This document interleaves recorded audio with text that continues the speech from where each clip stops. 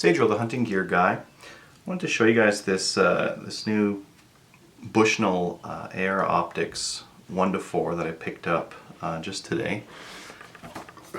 Just kind of open it with you guys.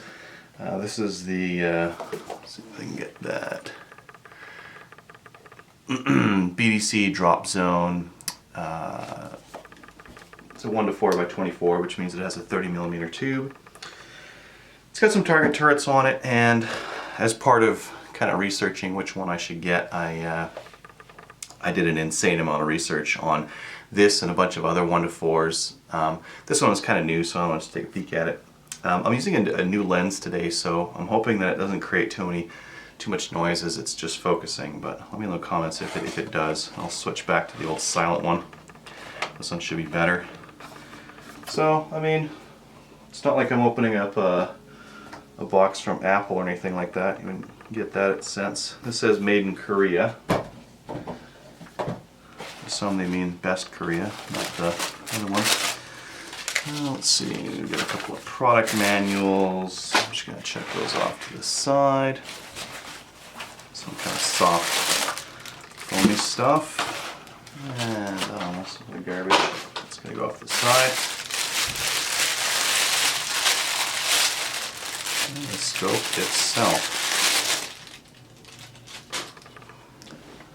So right off the bat, this was to go onto an AR that I have. I'm mostly just using it as kind of like a competition and fun gun.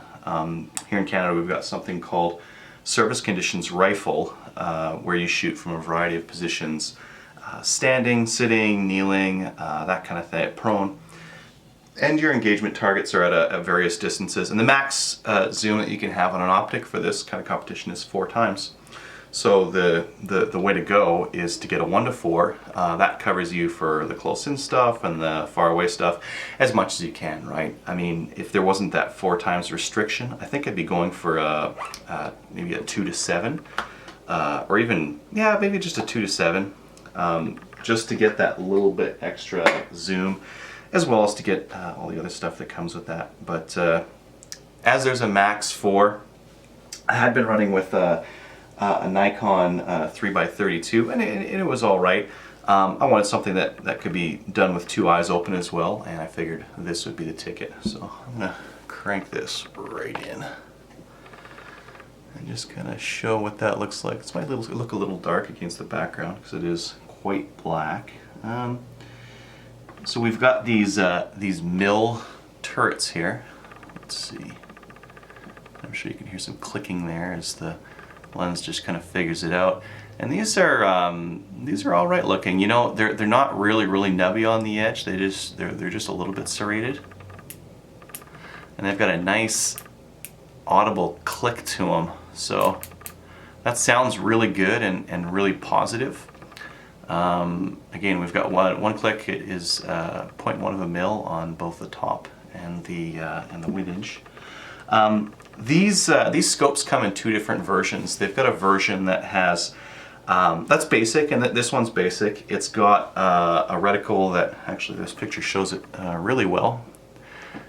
Let's see how well it can focus on that. I got a lot of lighting pointing at this thing, so it might not get it all the best.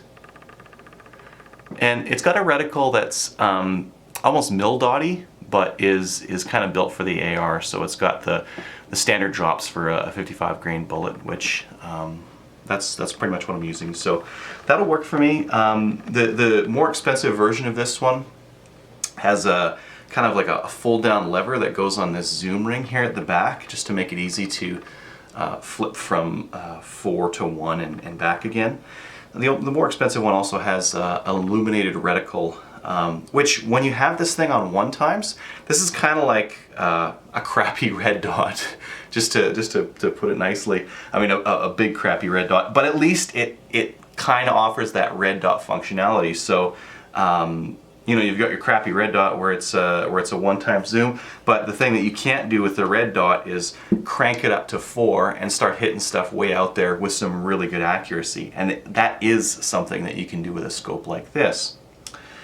Other aspects that I wanted to go over, let me think for a second. This is a 30mm tube. I'm going to be using the Burris pepper mount.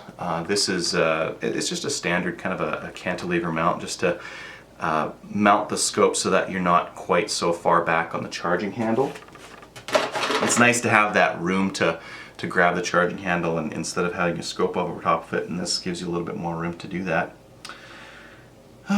What else did I want to mention about this? This is a 30mm tube, like I said. Some of these, especially the Nikons, come in a 1-inch tube. I'm not quite sure why they did that. Maybe just to use some of the other tube sizes that they had, I guess. I'm not quite sure.